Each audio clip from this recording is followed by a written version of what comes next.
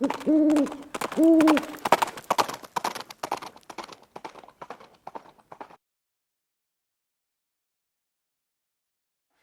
guys, Viejo here, and we're starting the third week of December in 2024. Got a nice day here on the central coast of California, in between little bits of rain here and there. But what we're going to talk about today is related to the Wadcutter series that I'm doing, Wadcutter Wednesday, right? And occasionally in that series, I've gotten a question of, what do you mean by type 1, type 2, type 3 wadcutters? And I sort of answered those along the way. And then our friend Hobby's Hobo, that's Mike up in Canada, said, well, why don't you just do a short video and get it all covered at once? I thought, well, that's a good idea. And so that's what we're going to do today. And it's not going to be a long video. It's going to be real short. So type 1, type 2, and type 3 wadcutters. Okay, those types have to do with how much of the bullet is exposed out of the case.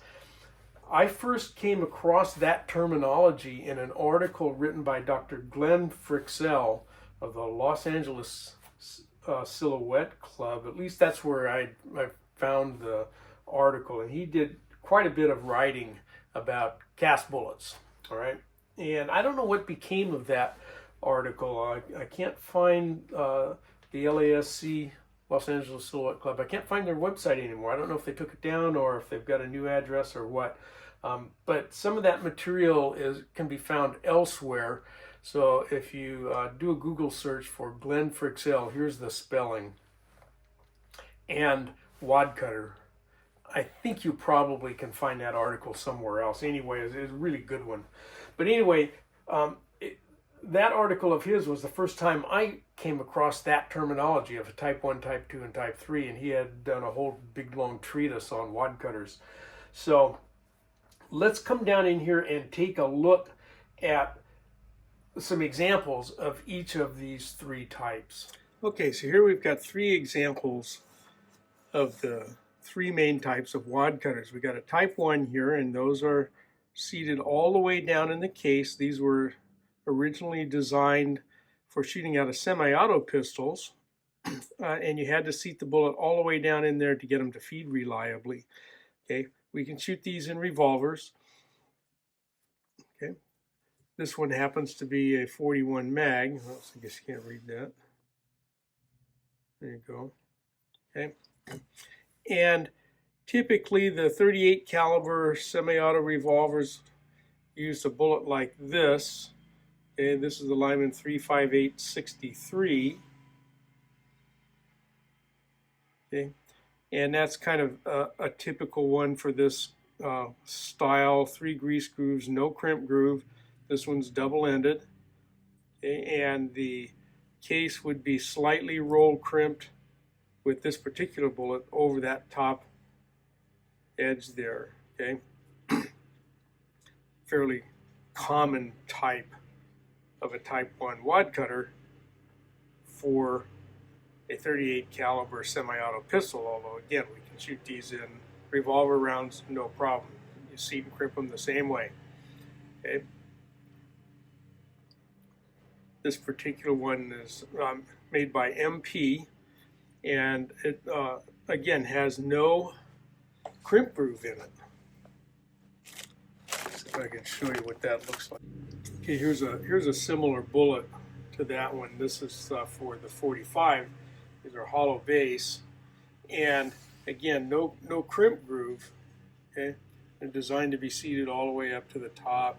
You could seat these pretty much however you wanted. You could seat these, almost to the top if you wanted, but I've been seating mine flush.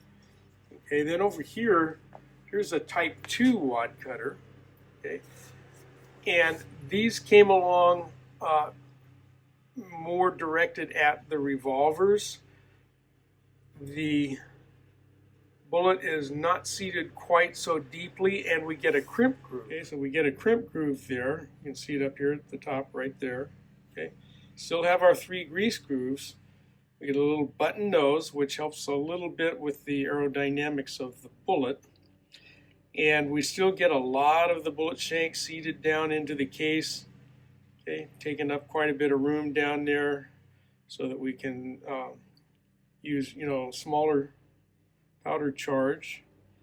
Plenty of contact with the case wall, so we get lots of good neck tension on there. But a big advantage of having that crimp groove is it makes it easier to seat and crimp all at the same time, which is what was kind of a standard practice back in the day when we were traditionally lubing and filling all of these grooves with a grease lubricant. Okay? Powder coating has mitigated the need to do that, but it still does make it nice to have that crimp groove up there for our revolver rounds anyway. All right, so that was the Type 2. Then here's a Type 3, and the Type 3 has a large amount of the mass of that bullet seated above the case mouth.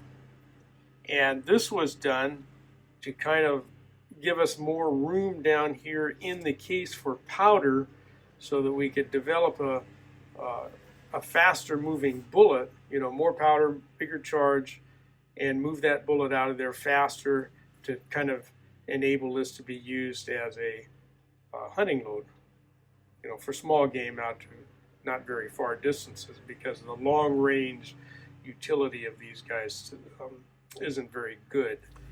And this guy is the Lyman 429-348 bullet. Bring that up here a little closer for you. Okay.